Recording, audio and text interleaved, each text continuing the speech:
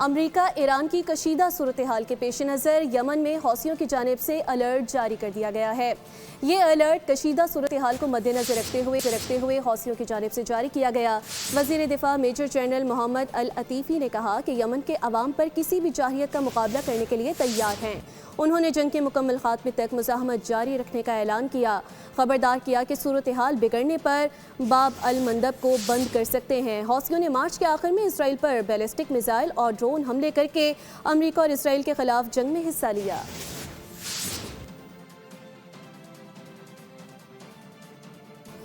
امریکہ ایران کی کشیدہ صورتحال کے پیش نظر یمن میں حوثیوں کی جانب سے الرٹ جاری کر دیا گیا ہے۔